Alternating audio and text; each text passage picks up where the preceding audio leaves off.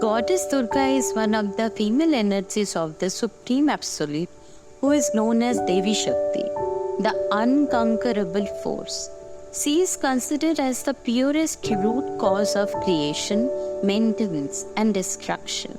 Maa Durga is seen as a motherly figure and often depicted as a beautiful woman, riding a lion or tiger, with many arms, each carrying a weapon, and often defeating demons.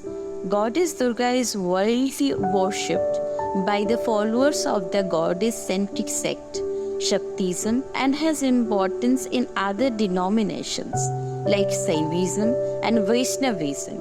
She is the symbol of supreme woman power of Nari Shakti.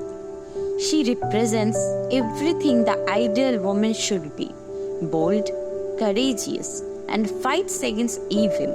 In all her different forms, Durga vanquished demons plaguing the universe.